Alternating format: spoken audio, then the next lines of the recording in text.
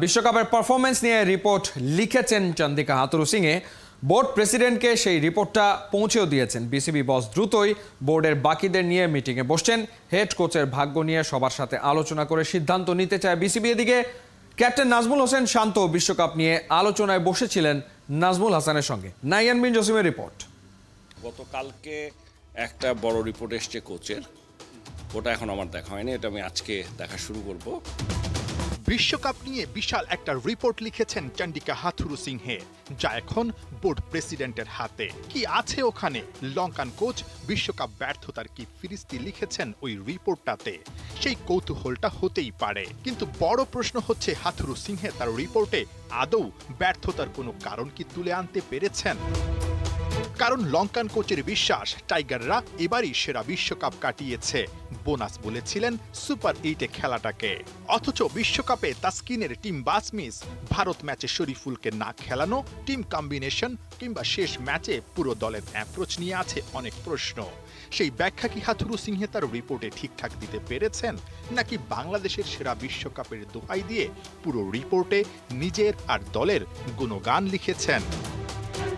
দুটো রিপোর্ট এসছে, আমি বলেছি, একটা টিম ম্যানেজারের পক্ষ থেকে, আরেকটা এসছে কোচের পক্ষ থেকে।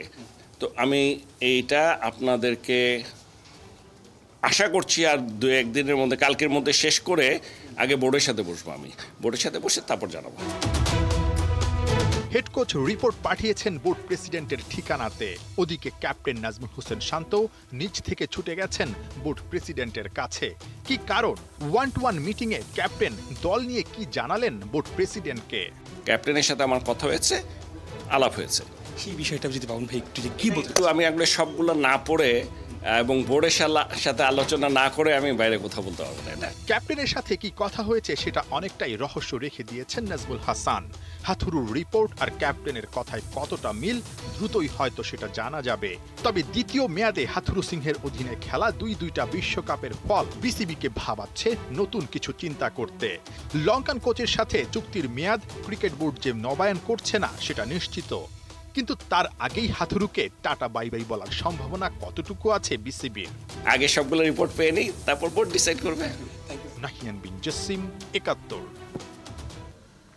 যুব ও ক্রীড়ামন্ত্রী নাজমুল হাসান পাপনের সাথে ক্রিকেট বোর্ডের কর্তাদের মত বিনিময় সভা হয়েছে মন্ত্রণালয়ে। চলতি বছরই মেয়েদের ক্রিকেট বিশ্বকাপের আয়োজক বাংলাদেশ এই আসর সফল করার পাশাপাশি ক্রিকেটকে এগিয়ে নেয়ার নানা বিষয় নিয়ে কথা হয়েছে বৈঠকে। অনুবাপের রিপোর্ট। ক্রিকেটের ২২ গজের হালচাল আর মিরপুরের গণ্ডি পেরিয়ে পাপন এখন সব খেলাধুলার আপনজন। তাই ক্রীড়ামন্ত্রীর দায়িত্ব নেওয়ার পর মতবিনিময় সভা করেছেন সব ফেডারেশনের সাথে। ৬ মাস পরে এলো ক্রিকেটের পালা। উপস্থিত ছিলেন বিসিবির সব বড় কর্তারা। যুব ও ক্রীড়ামন্ত্রী নাজমুল হাসান পাপনের সাথে ক্রিকেট বোর্ড সভাপতি পাপনের কমিটিরই বৈঠক। এই জায়গাটায় আপনার রোলটা আসলে দুই দিক থেকেই আছে, কি মনে হয়? এটা অনেক কঠিন। অন্যান্য যে কোনো ফেডারেশনের সাথে বসার চেয়ে ক্রিকেট বোর্ডের সাথে বসাটা একটু কঠিন। এদিকে ক্রিকেটটাই ইম্পর্টেন্ট হয়ে দাঁড়ালো হঠাৎ করে, বিকজ সামনে আমাদের, আপনারা জানেন যে উইমেন্স ওয়ার্ল্ড কাপ বাংলাদেশে হতে যাচ্ছে। সো ওদের বেশ কিছু কাজ পেন্ডিং আছে, যেগুলো নাকি ওদের সাপোর্ট লাগবে ফ্রম এই মিনিস্ট্রি থেকে বা সরকারের অন্যান্য মিনিস্ট্রি থেকেও। সো ওগুলো এখন পর্যন্ত হয়নি। তো যার জন্য ওরা ওই সমস্ত পয়েন্টসগুলো হাইলাইট করেছে। কিছু রেনোভেশন ওয়ার্ক আছে যেগুলো করতে হবে।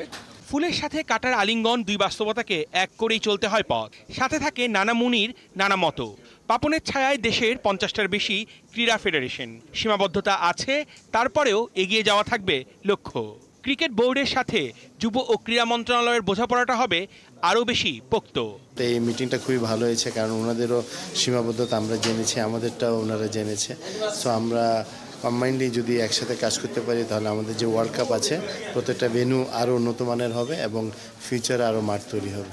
চেলেই তো হবে না, মন্ত্রণালয়ের একটা বাজেট আছে, এই বাজেটের উপর সব কিছু নির্ভর করে। এখন ওনারা যা চেয়েছেন, এটা বর্তমানে আমাদের যে বাজেট আছে এটা দিয়ে কোনোভাবেই কিছু করা সম্ভব না। চ্যালেঞ্জেস আর দেয়ার, কিন্তু যতই হোক চ্যালেঞ্জ তো ফেস করতে হবে। ওই জায়গায় আমরা একটা কনসেনসাসে আসার চেষ্টা করেছি যে কি করলে আপাতত আমরা ইমিডিয়েট ক্রাইসিসটা থেকে বেরোয় আসতে পারি এবং ভবিষ্যতের জন্য কি কি করা লাগতে পারে। ফুটবল, হকি সহ সব ফেডারেশনগুলোর সাথেই মতবিনিময় সভা করেছেন যুব ও ক্রীড়ামন্ত্রী। এবার সমস্যাগুলো চিহ্নিত করে সমাধানের পথ খোঁজার পালা।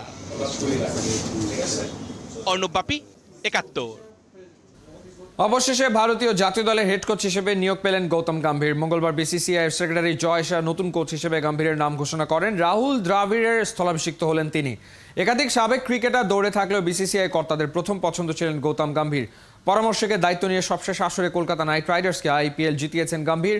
ভারতীয় মিডিয়ার খবর, কমিটির সদস্যদের 5টি শর্তের কথা জানিয়েছিলেন সাবেক ক্রিকেটার। গম্ভীরের শর্তগুলি মেনে নেন বিসিসিআই এর কর্তারা। সাবেক ব্যাটসম্যান ভারতের হয়ে 2007 সালে টি-20 বিশ্বকাপ জেতেন, 2011 সালে ওয়ানডে বিশ্বকাপও জিতেছেন।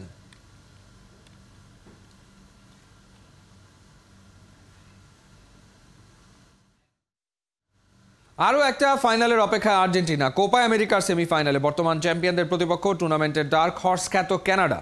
মেসিকে নিয়ে শঙ্কা থাকলেও আর্জেন্টাইন কোচ নিশ্চিত করেছেন মেসি খেলবেন কানাডার বিপক্ষে। খেলা শুরু বুধবার সকাল 6টায়। Kohinoor corner preview report. লিওকে চোখে চোখে রাখা চাই, তাই তো তার পাশে ছায়ার মতো লেগে থাকেন রদ্রিগো ডি পল। মেসিও তাই নির্ভর হয়েই বলেন, I will be playing here safe because of my bodyguard. Copa আমেরিকার ব্যাক টু ব্যাক শিরোপা জয়ের মিশনে আর্জেন্টিনা দাঁড়িয়ে এক ধাপ দূরে। সেমিফাইনালে টপকাতে হবে টুর্নামেন্টের ডার্ক হর্স খ্যাত কানাডাকে। গ্রুপ পর্বে এই কানাডাকেই 2-0 গোলে হারিয়ে টুর্নামেন্ট শুরু করেছিল বর্তমান চ্যাম্পিয়নরা। সেই ম্যাচে বল দখল থেকে পাসিং গেম, গোলমুখী শট কোনো কিছুতে আর্জেন্টিনার সামনে দাঁড়াতেই পারেনি কানাডা। তবে কোয়ার্টার ফাইনালে ভেনেজুয়েলাকে টাইব্রেকারে হারিয়ে মোমেন্টাম পেয়ে গেছে নিউ কামার দলটা। দু দলের দ্বিতীয় ফেস অফে চ্যালেঞ্জ জানাতে প্রস্তুত কানাডা। এবার টুর্নামেন্টে আর্জেন্টিনা আছে সুপার ফর্মে। অপরাজিত হয়ে এসেছে সেমিফাইনালে। শেষ আটে একোটা শঙ্কা জাগিয়েছিল খানিকটা, তবে এমি মার্তিনেজ হতে দেননি কোনো অনর্থ। সবকিছুই চলছে প্রত্যাশা মাফিক। চিন্তার একটাই কারণ, লিওনেল মেসির ফর্ম। ইকুয়েডরের বিপক্ষে ছিলেন বিবর্ণ। গোল, অ্যাসিস্ট, ডুয়েল অন করতে পারেননি একটিও। গোলমুখে শট নিয়েছেন একটি, টাইব্রেকারে মিস করেছেন একটি। এবারের কোপা আমেরিকায় এ যেন অন্য একজন। 3 ম্যাচে এখনো পর্যন্ত 270 মিনিট খেলে অ্যাসিস্ট করেছেন মাত্র একটি। গোলের চান্স তৈরি করেছেন 11 বার। এমন পরিসংখ্যান ঠিক যেন মেসির মতো নয়। এরপরই প্রশ্ন সবার মনে, লিওনেল মেসি ফিট তো? কানাডার বিপক্ষে দেখা যাবে তো তাকে? এমন প্রশ্নে খানিকটা রেগেই গেলেন মেসি বস। মেসিকে নিয়ে দূর করলেন সব শঙ্কা। 99% সময় মেসি খেলার জন্য ফিট থাকে। কানাডার বিপক্ষে ও অবশ্যই খেলবে, ওকে নিয়ে আমার কোনো সন্দেহ নেই। ও যদি শতভাগ ফিট নাও থাকে তবুও ও খেলবে। ওর সব দায় দায়িত্ব আমার। স্কালোনির কথাতেই পরিষ্কার, তার স্ট্রাইকিং ফোর্সে মেসি লিডার। সম্ভাব্য 4-3-3 ক্লাসিক ফরমেশনে পাশে থাকছেন উলিয়ান আলভারেজ আর টুর্নামেন্টের highest goal scorer Lautaro Martinez. মিডফিল্ডে ম্যাকঅ্যালস্টার, ডিপল, ডি মারিয়া। আর গোলপোস্টে আনপ্যারালাল এমি মার্তিনেজ। 2019 কোপা আমেরিকার সেমিফাইনালে হারের পর থেকে আর্জেন্টিনা 53 ম্যাচে হেরেছে কেবল 2 ম্যাচ, জিতেছে 3টি মেজর শিরোপা। এমন দিন বোধহয় আসারই কথা ছিল। একসময় ফাইনাল হারতে হারতে হতাশায় ডুবন্ত আর্জেন্টিনা এবারে যেন জিততেই হবে ক্লান্ত। কোহিনুর কণা, ৭১। পুরো কোপা আমেরিকা যেন আর্জেন্টিনার দখলে। সে মাঠ হোক কিংবা মাঠের বাইরে, নেচে গিয়ে ব্যতিক্রমী আয়োজনে গোটা আমেরিকা মাতিয়ে রেখেছেন আর্জেন্টাইন ফ্যানরা। আলাদা করে নজর কেড়েছেন আকাশী নীলদের গ্ল্যামার গার্লরা। সবার মুখে এক সুর, মেসির হাতেই কোপার শিরোপা উঠুক। এদিকে সেমিতে আর্জেন্টিনা কানাডা ম্যাচের সব টিকিট এরই মধ্যে হাই প্রাইসে সোল্ড আউট। বিস্তারিত পার্থ বণিকের রিপোর্টে। এটাই আর্জেন্টাইন ফুটবলের সৌন্দর্য, যেখানে মাঠের পাশাপাশি গ্যালারিতেও দেখা মেলে নান্দনিক সব দৃশ্য। প্রিয় দলকে সাপোর্ট দিতে উন্মত্ত ভালোবাসার বহিঃপ্রকাশ। আর্জেন্টিনার জার্সি গায়ে জড়িয়ে মেসিকে একবার দেখার অভিলাষ। জর্জিয়া, নিউ জার্সি, ফ্লোরিডা কিংবা টেক্সাস, কোথায় দেখা যায়নি আর্জেন্টাইন রমণীদের বাঁধ ভাঙা উচ্ছ্বাস। ফুটবল ঘুচিয়ে দিয়েছে বর্ণ বৈষম্য। পায়ে পায়ে খেলায় এক হয়েছে সব সাদা কালো। গ্যালারির মতো মাঠের বাইরেও মেসি ভক্তদের উদযাপন। স্টেডিয়াম চত্বরে খাওয়া দাওয়ায় হচ্ছে তুমুল সেলিব্রেশন। বারবিকিউ কিংবা স্টেক রান্না চলছে ভুরি ভুরি। প্রতিপক্ষকে হারাবার আগেই আকাশী নীলদের চরম ফুর্তি। শুধু ম্যাচ টাইমই নয়, ম্যাচের আগেও একই হৃদয়ে মেসি ভক্তদের উন্মাদনা। কেউ সেজেছে ধর্মগুরু, কেউ পতাকা হাতে দলের ছবি উড়িয়ে জয়ের আগেই উদযাপন করেছে শুরু। বিশাল এই তারুণ্যের ঢেউয়ে মিলেমিশে একাকার উত্তর আর দক্ষিণ আমেরিকার সব সীমান্ত। কে আর্জেন্টাইন, কে ভিনদেশি, সবাই উদযাপন করছে বিশ্ব চ্যাম্পিয়নদের প্রতিটা সাফল্য। তবে শুধু কি দিনে, রাতের শহর ঝলমলিয়ে উঠছে আর্জেন্টাইন ফ্যানদের সেলিব্রেশনে। কোপা আমেরিকা এনে দিয়েছে সেই মুহূর্ত, ড্রামের সাথে চলছে গান, চলছে নাচ অবিরত। কোপায় এবার আর্জেন্টিনার ম্যাচ মানেই হাউসফুল গ্যালারি। অন্য সব দল যে পরিমাণ দর্শক স্টেডিয়ামে টেনেছে, তার চেয়ে কয়েক গুণ ভক্ত এসেছে আর্জেন্টিনার খেলা দেখতে। আটালান্টায় কানাডা ম্যাচ, নিউ জার্সিতে চিলি, ফ্লোরিডায় পেরুর বিপক্ষে খেলা স্টেডিয়ামে বসে দেখেছে 2 লাখের উপর মানুষ। কোয়ার্টার ফাইনালও যার ব্যতিক্রম ছিল না। ইকুয়েডরের বিপক্ষে আর্জেন্টিনার ম্যাচ দেখতে মাঠে ছিলেন 69,000 দর্শক। অলরেডি জানা গেছে কানাডার বিপক্ষে আর্জেন্টিনার সেমিফাইনালের ম্যাচ দেখতে নিউ জার্সির মেটলাইফ স্টেডিয়ামের সব টিকিট সোল্ড। প্রায় 24,000 টাকায় বিক্রি হয়েছে এক একটা ম্যাচ পাস। এখন শুধু ভোরের অপেক্ষা, কোপা আমেরিকার ফাইনালে আর্জেন্টিনার নাম লেখানোর পালা। পার্থ বণিক, 71। ইউরোর সেমিফাইনাল বিগ ম্যাচ আজ রাত 1টায় মুখোমুখি হবে স্পেন আর ফ্রান্স। বড় ম্যাচে কেন হারতে পারে স্পেন? কাদের একক নৈপুণ্যে বদলে যেতে পারে সব সমীকরণ? ইউরোর হাই ভোল্টেজ সেমিফাইনাল নিয়ে মাহদি হাসানের বিশ্লেষণ। একে তো সেমিফাইনাল, তার উপরে প্রতিপক্ষের নাম স্পেন। এমন ম্যাচে শুধু দক্ষতা আর শক্তিমত্তার হিসেব যথেষ্ট নয়, প্রয়োজন ঈশ্বরের আশীর্বাদও। একই সাথে সফল ও অনিন্দ্য সুন্দর যে ব্র্যান্ডের ফুটবল খেলছে স্পেন, সেটা সত্যি দুশ্চিন্তার কারণ ফ্রান্সের। অবশ্য অনেকখানি স্বস্তি দিচ্ছে কার্ড নিষেধাজ্ঞা আর চোট সমস্যা। Centre back Normand, right back Dani Carvajal, striker Alvaro Morata থাকবে না সাসপেনশনে। অন্যদিকে জার্মানির বিপক্ষে ম্যাচে ঘড়ির কাটার 5 মিনিট পেরোতেই ইঞ্জুরিতে মাঠ ছেড়েছেন স্প্যানিশ মিডফিল্ডের অন্যতম প্রাণ পেদ্রি। আগেরবার ট্যাকটিক্যালি গুরুত্বপূর্ণ মাঠের প্লেয়ারের সেই শূন্যতার ফায়দা নিতে পারেনি জার্মানি।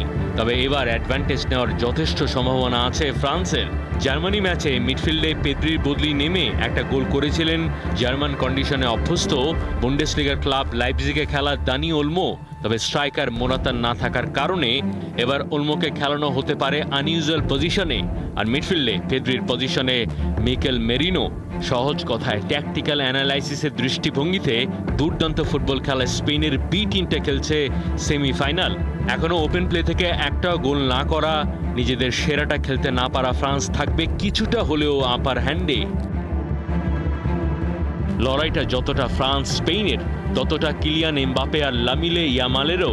রাইট উইং থেকে 16 বছর বয়সী ইয়ামাল কিংবা লেফট উইং থেকে 25 বছরের কিলিয়ান এমবাপে, এ দুজনের যে কেউ ওলটপালট করে দিতে পারে ফরমেশন, ট্যাকটিক্স, ম্যাচ চলাকালীন মোমেন্টামের হিসেব নিকেশ। তবে অভিজ্ঞতার কারণে এমবাপেকে রাখতে হবে এগিয়ে।